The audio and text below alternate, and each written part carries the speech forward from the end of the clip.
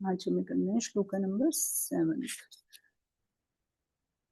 आज के श्लोक का संबंध है कि चौथे से छठे श्लोक तक प्राणियों के भावों तथा व्यक्तियों के रूप में अपनी विभूतियों का और अपने योग का वर्णन करने के बाद अब भगवान आगे के श्लोक में उनको तत्व से जानने का फल बताते हैं। क्या कहते हैं भगवान 7वें श्लोक में? एतां विभूति योगैश्च मम यो वेत्ति तत्वतः सोऽविकम्पेन योगेन युज्यते नात्र संशयः। यह मम एताम विभूति, जो मनुष्य मेरी इस विभूति को च योगम और योग सामर्थ्य को तत्वतः वेति, तत्व से जानता है, अर्थात दृढ़ता पूर्वक संदेह रहित स्वीकार कर लेता है। सह अविकम्पेन योगेन, वह अविकम्पेन अविचलित योग भाव से, भक्ति योग से युज्यते, युक्त हो जाता है। अत्र संशय न, इसमें कुछ भी संशय नहीं है। तो इसकी व्याख्या क्या है इस श्लोक की?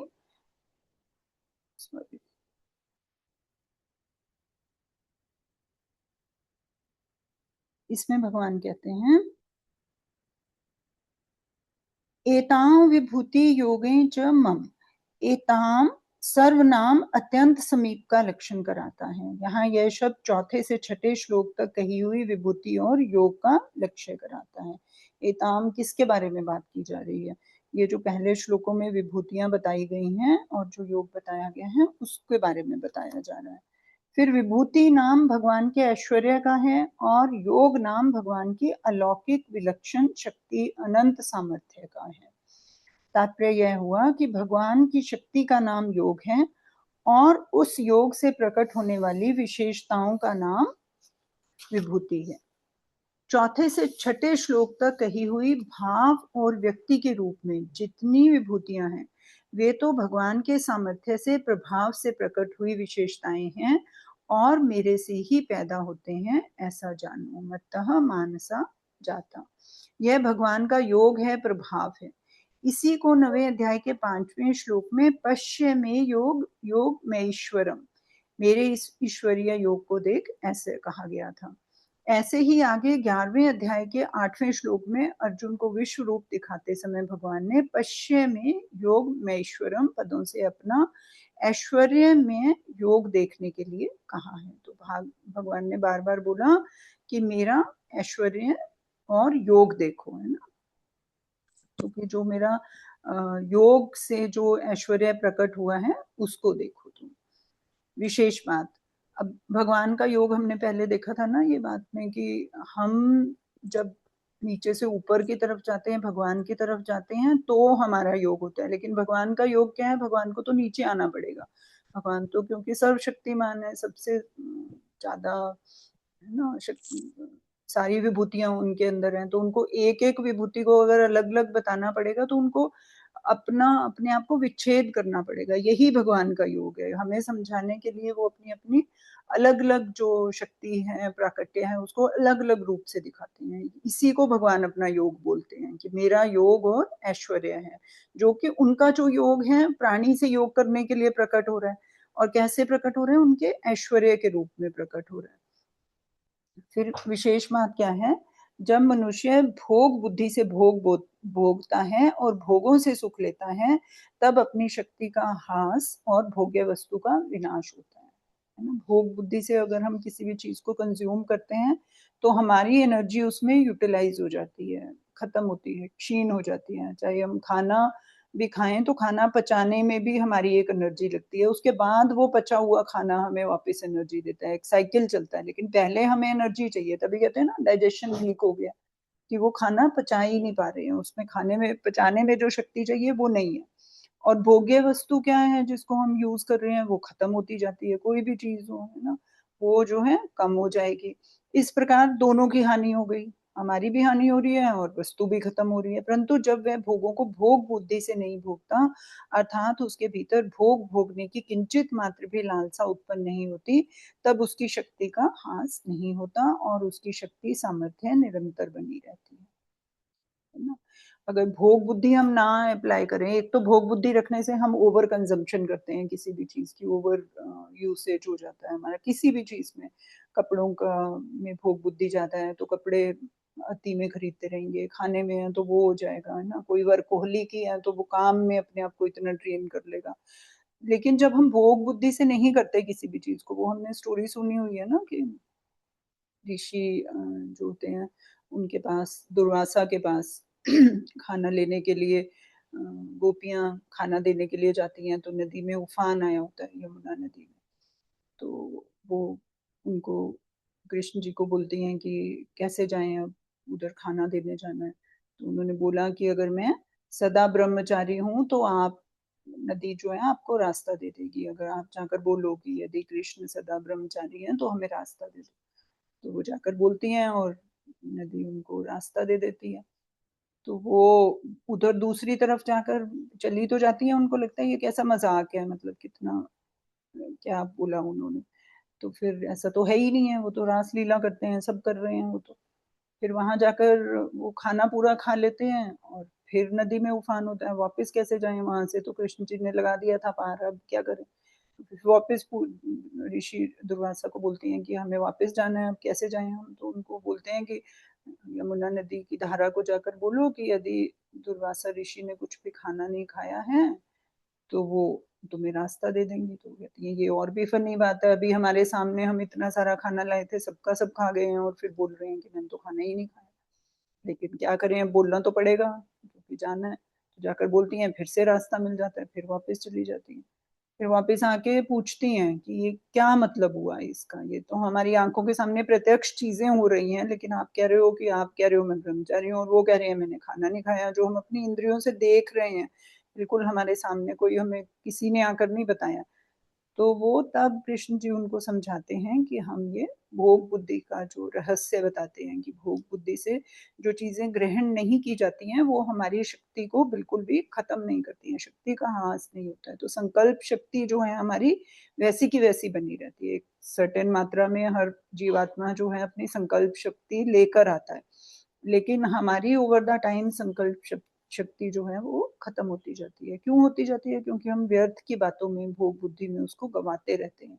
इसलिए फिर जब हम सच में किसी चीज के लिए संकल्प करते हैं, फिर हम कहते हैं हमारे संकल्प तो पूरे ही नहीं होते हैं, हम तो जो कोशिश करते हैं वो होती ही नहीं है। वो इसीलिए नहीं होती है क्योंकि हम अपनी शक्ति का जो है हानि करते रहते हैं, उसकी ड्रेनेज करते रहते हैं। फिर है, वास्तव में भोगों के भोगने में सुख नहीं है, सुख है भोगों के संयम में। संयम भी अब दो तरह का होता है, एक दो दूसरों पर शासन रूप संयम किया जाए और दूसरा है अपने पर शासन रूप संयम किया जाए।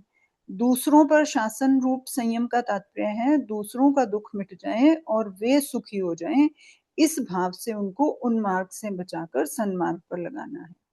अपने पर शासन रूप संयम का तात्पर्य है कि अपने स्वार्थ तथा अभिमान का त्याग करना तथा स्वयं किंचित मात्र भी दुख ना भोगना। तो संयम पूर्वक शासन हम अपने पर भी कर सकते हैं और दूसरों पर भी कर सकते हैं।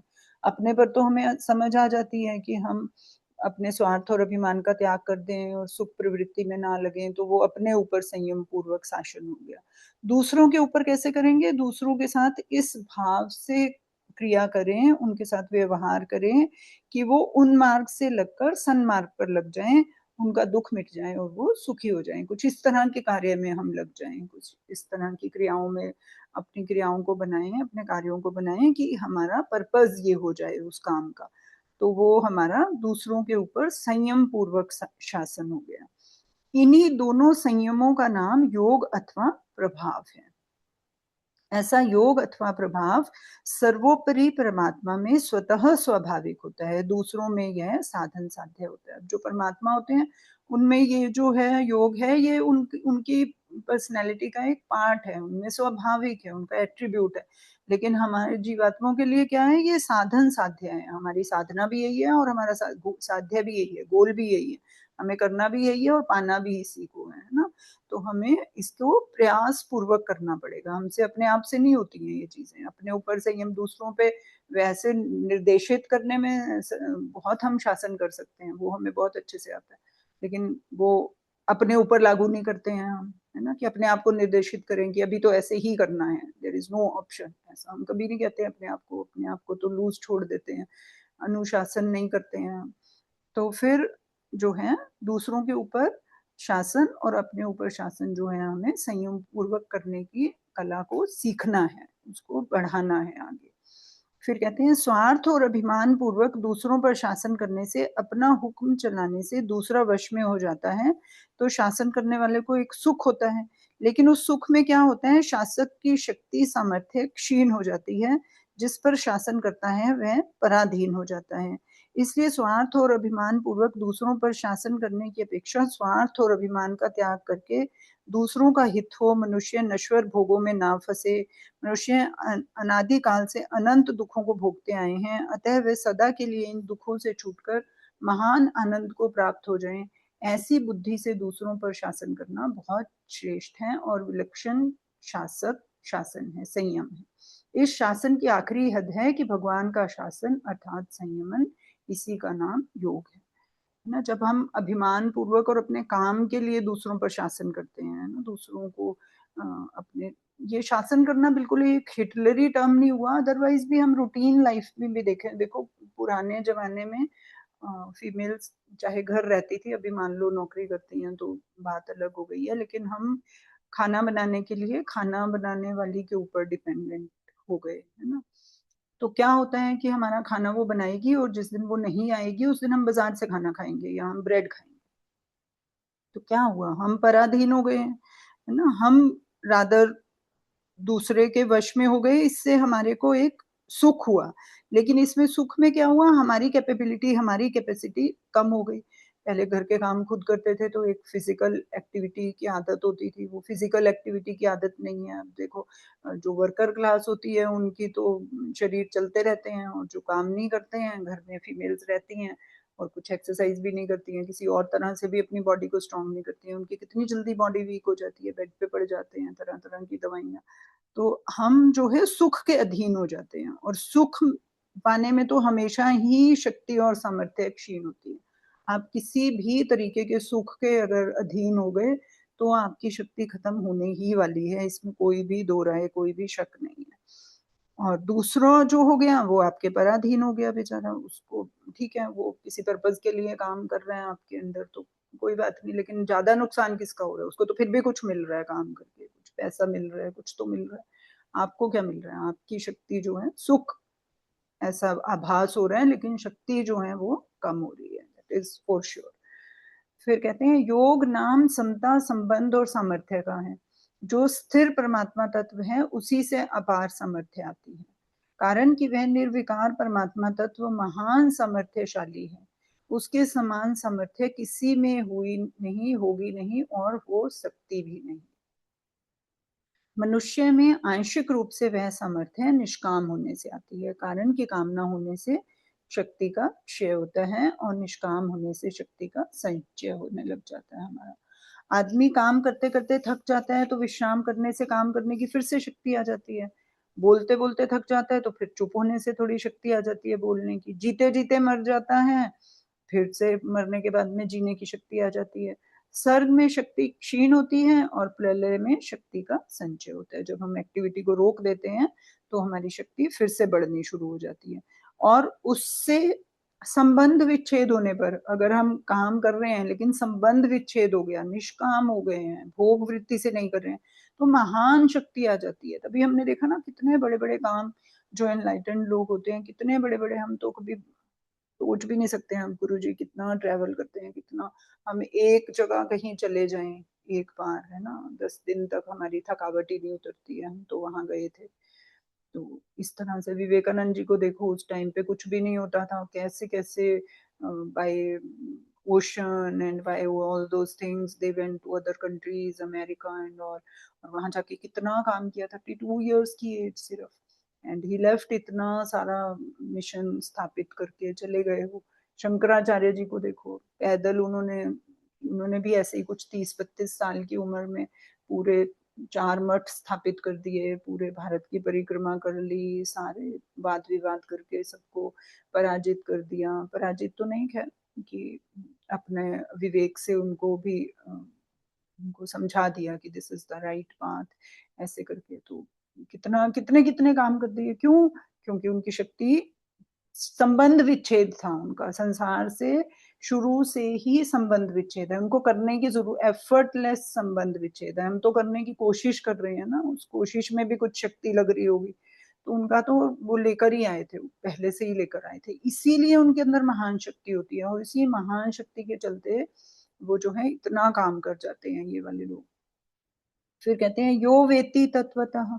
विभूति और योग को तत्व से जानने का तात्पर्य है कि संसार में कारण रूप से मेरा जो कुछ प्रभाव है, सामर्थ्य है, और उससे कार्य रूप में प्रकट होने वाली जितनी विशेषताएं हैं, अर्थात वस्तु, व्यक्ति आदि में जो कुछ विशेषता दिखने में आती है, प्राणियों के अंतःकरण में प्रकट होने वाले जितने भाव हैं, और प्रभावशाली व्यक्तियों में ज्ञान दृष्टि से, विवेक दृष्टि से तथा संसार की उत्पत्ति और संचालन की दृष्टि से जो कुछ विलक्षणता है, उन सबके मूल में मैं ही हूँ, और मैं ही सबका आदि हूँ।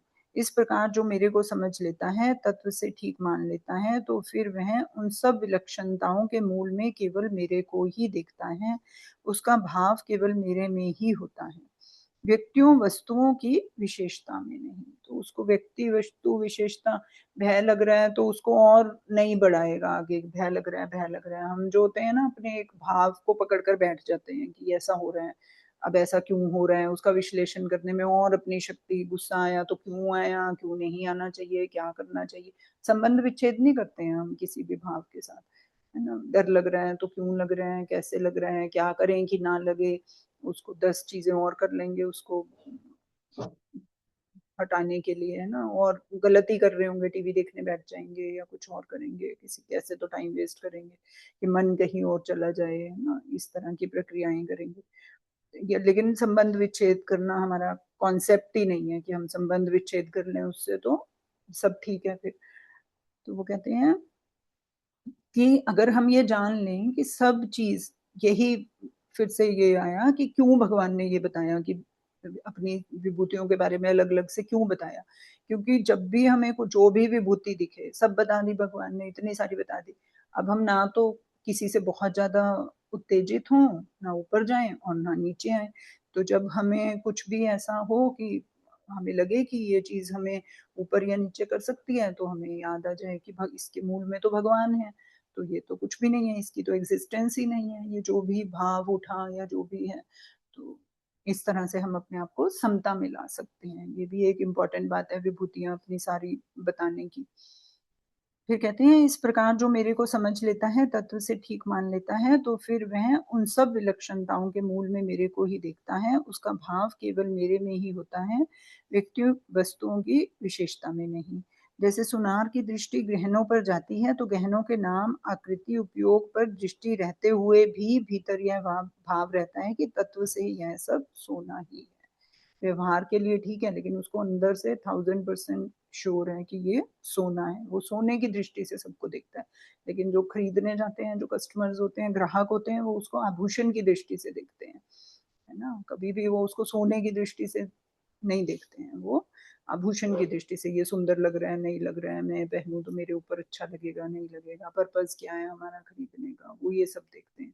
लेकिन सुनार जो चाहे उनको बोल रहा होगा कि इसका डिजाइन देखो कितना अच्छा है, ये वो, लेकिन उसको अंदर से बिल्कुल इस फैक्ट के साथ है वो कि ये तो मैं सोना बेच रहा हूँ।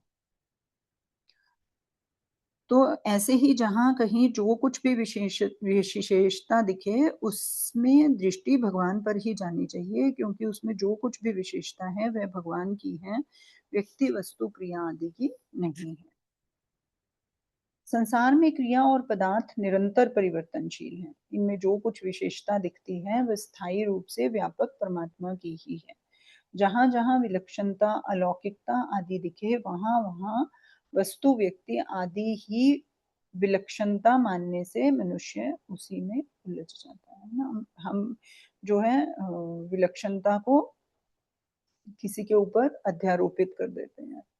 जैसे कोई व्यक्ति को गुस्सा बहुत आता है, तो ये तो इस व्यक्ति का स्वभाव है, हम ऐसा बोलते हैं। हम ये नहीं बोलते कि भगवान है इसके मूल में, उनके कारण उनसे एनर्जी पाकर ये गुस्से का भाव दिखा रहा है। ऐसा लंबा सेंटेंस हमारे दिमाग में नहीं आता, हम यही से बोलते हैं ये बड़ा गुस्सा है, इसको बहुत गुस्सा आता है, ये नेचुरल निकलता है हमारे से, है ना? अब जब हमें पता चल गया कि सब भाव के पीछे भगवान है, तो हम उस सेंटेंस को थोड़ा खींचने की कोशिश करेंगे कि किसी को कुछ भी हम अच्छा बुरा बोल रहे हैं तो ये विशेषता उसकी है। जैसे पेंटिंग सुंदर है या गंदी है तो वो पेंटर की कारागरी है ना, उसमें पेंटिंग का अपना कुछ नहीं है। ठीक इसी तरह से जो भी, हाँ, उसने अपना वो किया उसके अंदर कि उसको उसने ठीक करने की जो अवगुण है जीवात्मा के ऊपर चिपके हुए जो भी इम्प्रेशंस हैं उसमें वो उनके साथ एकाकार होकर चला जा रहा है, ये उसका काउंटर पार्ट है उसके अंदर।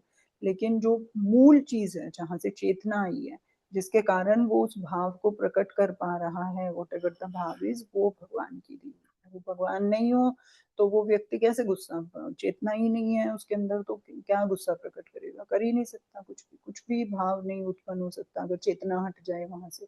तो chetna is the primary factor behind all these things.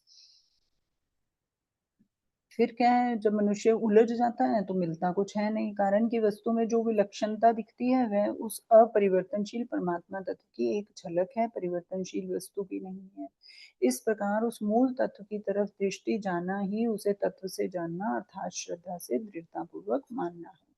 यहाँ जो विभूतियों का वर्णन किया गया है, इसका तात्पर्य इनमें परिपूर्ण रूप से व्यापक परमात्मा के ऐश्वर्य से है। विभूतियों के रूप में प्रकट होने वाला मात्र ऐश्वर्य परमात्मा का है। वह ऐश्वर्य प्रकट हुआ है परमात्मा की योग शक्ति से। इसलिए जिस किसी में जहां कहीं विलक्षणता दिखाई दे, वह विलक्षणता भगवान की योग शक्ति से प्रकट हुई ऐश्वर्य की ही है, ना कि उस वस्तु की। कहते भी है ना, भगवान की योग माया है ये सब जो है। इस प्रकार योग और विभूति परमात्मा की हुई, तथा उस योग और विभूति को तत्व से जानने का तात्पर्य यह हुआ कि उसमें विलक्षणता परमात्मा की है ना, कि ये दोनों जो चीजें हैं ये परमात्मा की हैं। ये इसको तत्व से अगर हमने जान लिया तो हमने पा लिया भगवान को। अतः दृष्टा की दृष्टि केवल उस परमात्मा की तरफ ही जानी चाहिए, यही इनको तत्व से मानना है। अभी इसके फुटनोट में है कि भक्ति का प्रकरण होने से यहाँ तत्वतः वेति का अर्थ तत्वतः मानना ही लेना चाहिए। जानना और मानने को कंपेयर किया है, कारण कि यहाँ भगवान ने तत्वतः वेति का फल अपने दृढ़ भक्ति होना बताया है। और आगे के श्लोक में भी संसार मात्र का मूल कारण मैं ही हूँ, सब संसार मेरे से ही चेष्टा करता है, ऐसा मानकर इति मत्वा भजन करने की बात कही है। जैसे जानना दृढ़ होता है, ऐसे मानना भी दृढ़ होता है। अर्थात दृढ़ मान्यता तत्व ज्ञान की तरह ही फल देती है। जैसे कि मैं हिंदू हूँ, मैं अमुक वर्ण वाला हूँ आदि मान्यताओं को जब तक स्वयं नहीं छोड़ता तब तक ये मान्यताएं छूटती नहीं है। इसी तरह इन सब विभूतियों के मूल में भगवान ही है, ये मान्यता कभी मिटती नहीं। वर्ण संप्रदाय आदि की मान्यता सच्ची नहीं है, प्रत्युत शरीर को लेकर होने से प्राकृत है और मिटने वाली है। परंतु सबके मूल रूप में परमात्मा है, यह मान्यता सच्ची है, वास्तविक है। यह मान्यता कभी नहीं मिटती, प्रत्युत ज्ञान से परिणत होकर ज्ञान स्वरूप ही हो जाती है। तो इसलिए मानना भी है जो बाद में जानकारी में कन्वर्ट हो जाता है। मानते रहेंगे तो ये जान जाएंगे हम उसको। सो विकम्पेन योगेन युज्यते, उसकी मेरे में दृढ़ भक्ति हो जाती है, जिसको ये पता चल जाता है। दृढ़ कहने का तात्पर्य है कि उसकी मेरे सिवाय कहीं भी किंचित मात्र भी महत्व बुद्धि नहीं होती, अतः उसका आकर्षण दूसरे में ना होकर एक मेरे में ही होता है। नात्र संशय, इसमें कोई संदेह की बात नहीं। कहने का तात्पर्य है कि अगर उसको कहीं भी किंचित मात्र भी संदेह होता है तो उसने मेरे को तत्व से नहीं माना, कारण कि उसने मेरे योग को अर्थात विलक्षण प्रभाव को और उससे उत्पन्न होने वाली विभूतियों को मेरे से अलग मानकर महत्व दिया है। मेरे को तत्व से जान लेने के बाद उसके सामने लौकिक दृष्टि से किसी भी तरह की विलक्षणता आ जाए तो उस पर प्रभाव नहीं डाल सकेगी, उसको नहीं समता से हिला सकेगी। वो उसकी दृष्टि उस विलक्षणता की तरफ ना जाकर मेरी ही तरफ जाएगी, अतः उसकी मेरे में स्वाभाविक ही दृढ़ भक्ति होती है। परिशिष्ट भाव है, संसार में जो कुछ विलक्षणता देखने में आती है वह सब भगवान का योग अर्थात विलक्षण प्रभाव है, उस विलक्षण प्रभाव से प्रकट होने वाली विशेषता विभूति है। इस प्रकार जो मनुष्य भगवान की विभूति और योग को तत्व से जान लेता है, उसकी भगवान में दृढ़ भक्ति हो जाती है।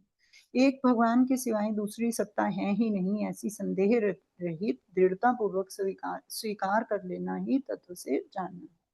इस प्रकार तत्व से जानने वाले को भगवान ने ज्ञानवान कहा है। अविकम्प कहने का तात्पर्य है कि वह भक्ति योगी खुद भी नहीं हिलता और उसको कोई भी नहीं हिला सकता, क्योंकि इसमें एक भगवान के सिवाय कोई दूसरी वस्तु है ही नहीं। जैसे रुपयों से सब वस्तु मिल जाती है, ऐसा मानकर साधारण मनुष्य रुपयों को ही महत्व देता है और उसका क्या है, रुपयों में आकर्षण हो जाता है। ऐसे ही जो कुछ प्रभाव महत्व दिखता है वह सब भगवान का ही है, ऐसा जानने से मनुष्य की भगवान में ही दृढ़ भक्ति हो जाती है। वही जिसको हम महत्ता देंगे उसी की सत्ता को हम स्वीकार करेंगे। पैसों की महत्ता देंगे तो फिर हम उसके रुपयों को सत्ता को स्वीकार करेंगे। इसी तरह से भगवान की महत्ता देंगे अगर कि सब कुछ लक्षण भगवान का ही है, तो उसी की सत्ता को हमारे ऊपर प्रभाव डालेगी। नात्र संशय कहने का तात्पर्य है कि जब भगवान के सिवाय दूसरी सत्ता है ही नहीं, तो फिर इसमें संशय कैसे हो। इसमें संशय होने का कोई अवकाश ही नहीं है, क्योंकि जहां दो सत्ता होती हैं वहीं संशय होता है। एक भगवान के सिवाय कोई और है ही नहीं, तो फिर वृत्ति कहाँ जाए, क्यों जाए, किसमें जाए और कैसे जाए। इसलिए एक ही भगवान में अविचल भक्ति हो जाती है, इसमें कोई भी संदेह नहीं। ठीक है जी, तो आज हमने ये 7th कर लिया। कल हम श्लोक नंबर 8 करेंगे। कुछ ऐड करना है किसी को?